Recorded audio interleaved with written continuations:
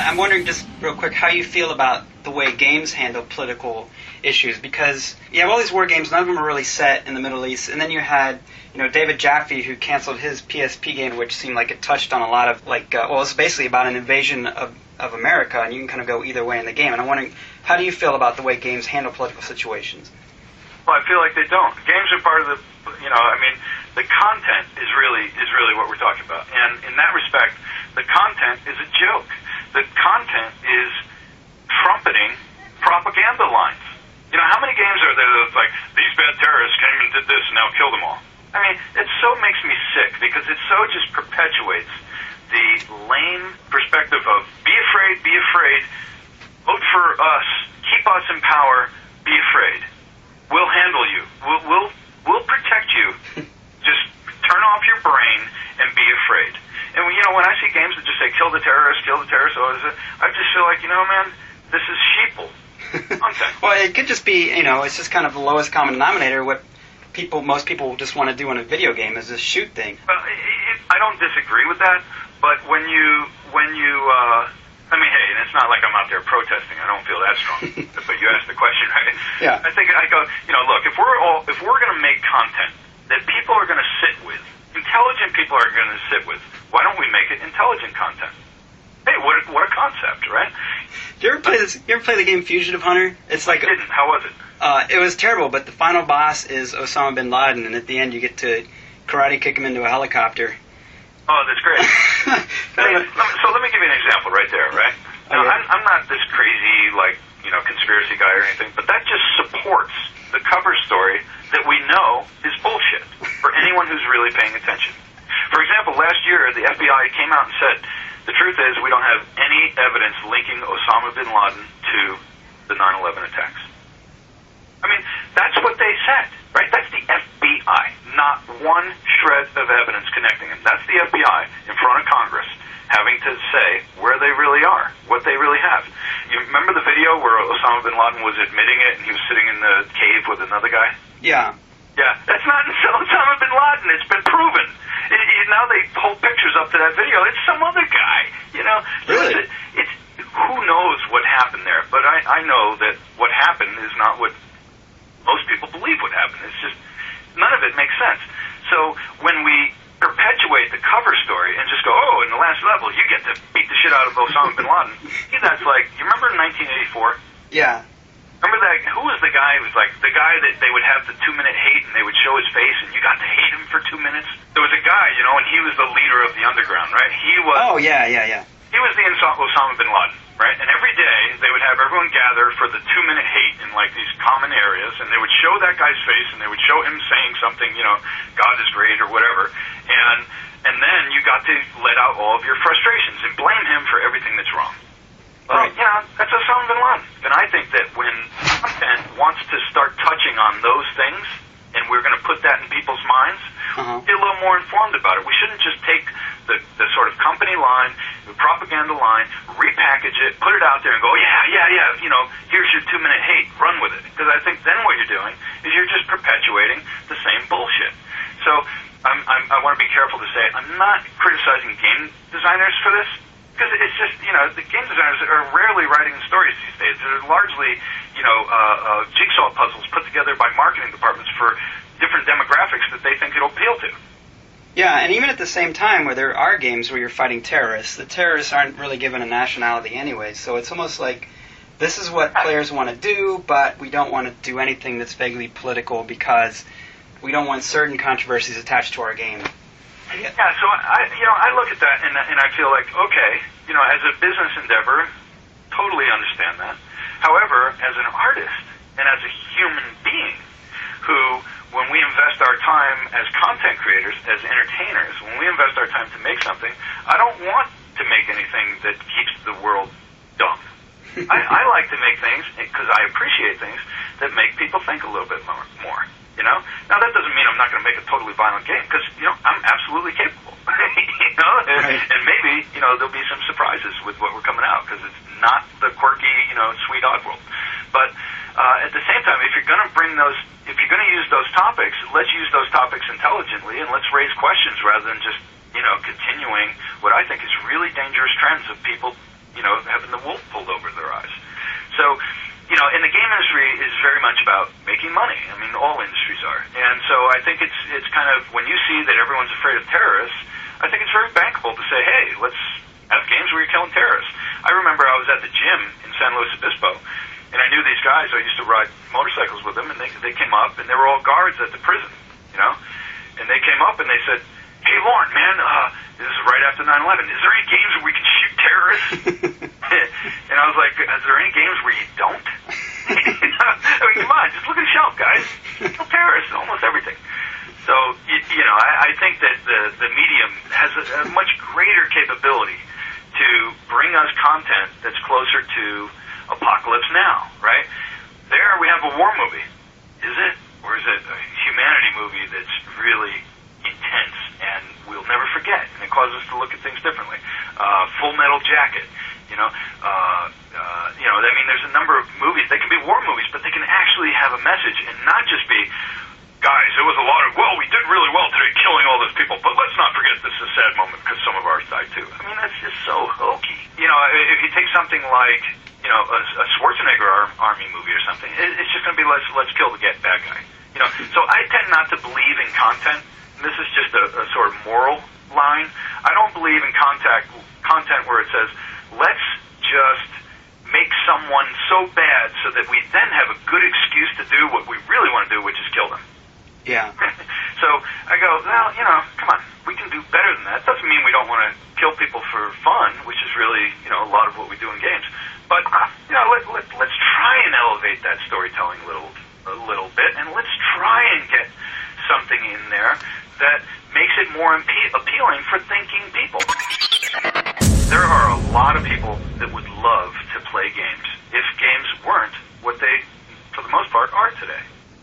And the other things that are proving that, of course, is like the casual games on mobile phones and things like that. I mean, people love games. You have game TV shows. You have Monopoly in the house. I mean, schools and parents and cards and Vegas. Gaming's a part of our lives as humans on this planet. Look at The Sims, right? Like, we have basically the virtual dollhouse. It has exploded. I mean, has there been a year in the last how many years where there hasn't been a Sims in the top 10 sellers for PC? And are those people buying them gamers? And here's an interesting example. So they thought, well, Sims is this hugely powerful game. So in art school, we know, said, let's do a contest. We'll have the students have to come up with their own best Sim game. And they thought that would just, they looked at the sales of the Sims, and they said Sims is the best-selling game. So let's do this for the students that are studying to be, game artists and game creators and things like that. Well, no one signed up. Why? Because the gamers aren't the ones playing The Sims. Well, why is that? Because it's the non-gamers playing The Sims. It's the hobbyists. It's the girls that want to dress things up. It's the women that want to relive and redecorate. It's the fan clubs of Britney Spears. They're doing The Sims in every dress she ever wore. They're skinny. And plus, too, when The Sims first came out, everyone was playing it. Like, hardcore gamers, mainstream people alike. And then, hardcore gamers are more into the flavor of the moment. Like, once their infatuation with Sims died down, they didn't quite keep up with every new game that came out. They all started feeling too similar. But, like you said, I think the casuals are keeping up with it. That's interesting because what I witnessed was different. I didn't see hardcore gamers. I mean, at the company, I used to use our own company as a great gauge, right? Because almost everyone was a hardcore gamer. Uh-huh. And I would watch, and I would always be asking them questions. What are you playing? What is that? None of them played The Sims. Not one. But that doesn't mean you're not right. It was just in my spectrum, I didn't see that. And I tried to play it, and I went, this is too slow. I'm not getting the interactions. I'm not playing. Oh, see, I would have taken you for an experimenter. Done all kinds of crazy experiments on The Sims. Yeah, yeah. That's mostly what we did. We just found ways to torture them. Yeah, well, I tried to get them laid. It wouldn't do it, so I got fed up, I was like, okay, I bought her a pizza. What more do I need to do? This game's broken. I told her she looked good, and I, stroked her hair or something. I was like, oh, how do you get laid in this game?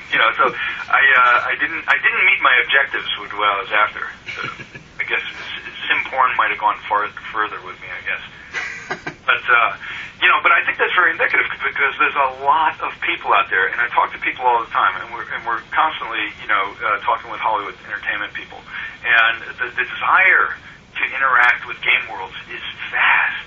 I mean, it's vast.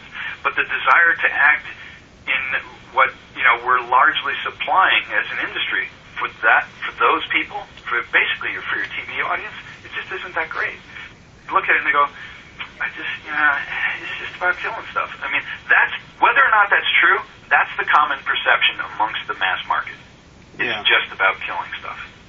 And they don't go see movies that are just about killing stuff. They don't go see TV shows that are just about killing stuff. They want at least a good story with characters that they're connected to before they can go do that. Or they want to express themselves, right? So then we have, The Sims. People are expressing them, decorating the way they want. They're doing this and that the way they want. And things where we have that now, World of Warcraft. Within the universe and within what that universe allows, people are expressing themselves. Well, that seems like that's the next kind of buzzword, the next frontier in gaming, because you've got PlayStation Home, you've got Little Big Planet, which is this game that people can play on PS3 and make their own levels, and then rate their own levels. So that's kind of like, game designers clearly see that as the next big thing, but it'll be interesting to see if they can, capture that within gaming. Yeah, I agree. And, home, I don't know. I see that this is the idea, but I think the console is very much, it's kind of a problem, because no one is going to buy a console for one game, right? And the PS3 is not going to attract new gamers. It's just not going to. It's a hardcore gamer's game machine. They can make as many homes as they want or whatever. That price point is going to be too high, and the rest of the titles are not attracting people. When you go to Best Buy, those people are not moving from the movie section over into the game section. Those sections need to be more closely aligned in experience before we get more of the crossover of those users. Sony can do whatever they want to try and get the real casual gamer, real mass market gamer. It's not going to happen because they annihilated the possibility with the design of that system. Whereas Nintendo went in the other direction and made it cheap and... He's clever, huh? I mean, it was brilliant on their behalf. So they said, what is this experience really about? Where's the price point people are going to worry about? I mean, in many ways, it's like the PS3 is kind of like Final Fantasy the movie. What happens when really, what happens when one guy has too much influence and too much faith in himself and and doesn't listen to anybody? Well, that's what you get. Yeah. I mean, give me one game developer who was advised on how they, who was consulted on what's the best way to make a hardware system for game developers so that they can build better, more creative content faster. Well, that wasn't part of the process for designing the systems. And, and that's going to hurt. That's going to hurt more and more and more. And I think we're going to see a resurgence in PC games, but not at retail. Because retail, I think, is largely, is equally responsible for sort of annihilating a lot of the PC possibility. But what's going to happen is it's just going to be online. And people are just going to be more and more and more. You got, Valve's Steam is growing at a huge rate. 20% a year they're growing at. They got over 13 million customers now on Steam.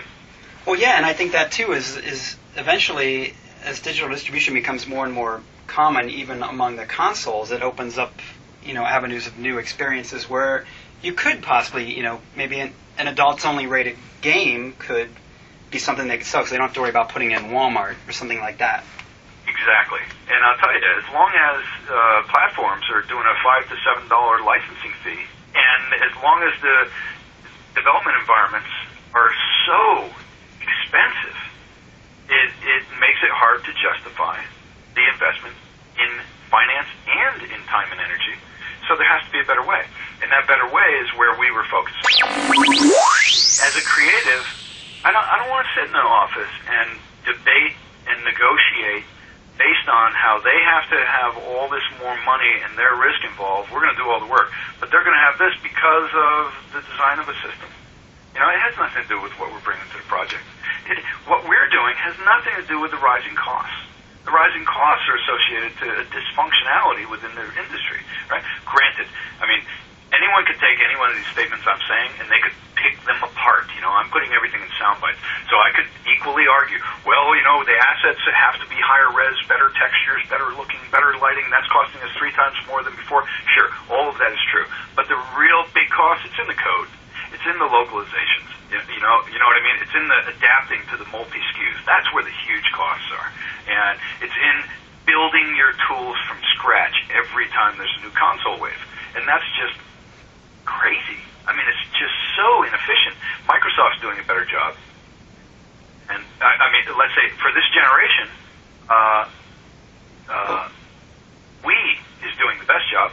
Microsoft's doing the next best job. At least they're still building off of the core libraries. Well, yeah, I mean, at least Microsoft, they didn't, well, that's what Sony's thing. Sony always comes out with this hardware from space, and ultimately developers only certain developers can really use it. Other developers can confounded by it, and you end up where we have now, where there's 360 games that run better than games on the PlayStation 3 that run smoother, and it's just because they're made for the Xbox, the 360, which at first, yeah, they're making it for that first.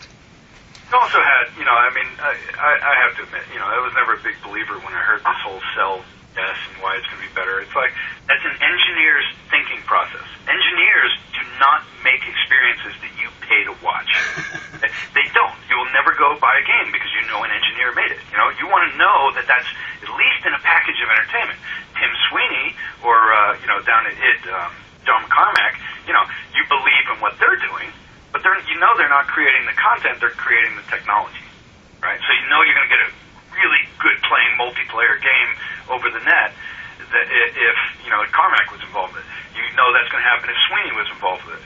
But you're not going to go see a story. You're not going to pay for a story that they wrote. That's not what they do, right? So, well, even like the Doom games, they're not exactly known for their stellar storytelling. Yeah, and they didn't need to be. Right.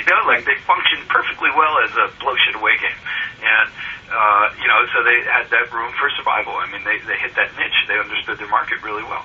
But when you get into why we pay for a song, why we pay for a movie, why we're willing to record a television show, we want to know that there's quality entertainment in there, and with some of the designers of these systems, that's just not an issue.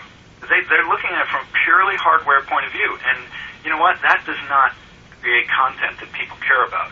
And Sony is paying a huge price for that approach right now. And I think they did a really good, smart thing in getting Kutaragi out of there, because it was just a curse to where they were headed. They could have owned this market. They're not going to. Do you think it was just like arrogance and this faith in their brand to carry them through, regardless of? Well, I don't think it's a they. I think it's a he. But from everything I know about the man who was in Japan, he doesn't listen to anyone. Mm-hmm. So I think what happened was that because of the success of the PlayStation, you have the sort of, the savior complex. Well, this guy designed the PlayStation, so therefore, let's put all the gold on him. Now, Sony's paying a huge lesson for what in game development we call the man in a black box, which is what happens when a lot of companies, historically, they think they have a great programmer, right? Okay, he's going to be the lead, but he needs to go away for several months and just write all this core code, and then he's going to come back, and we just have to trust him, right? And they're banking their whole production on one guy in a black box, and they find out that guy didn't come through, and you're screwed.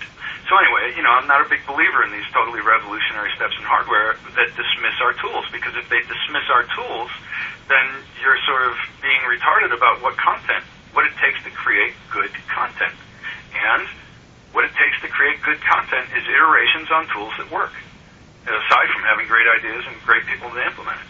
So when you just throw all that out the window and you say, make new tools, and yes, people are willing to go out and lay down hundreds of more dollars for a new console and get a game that's not as good as the game they just played on their previous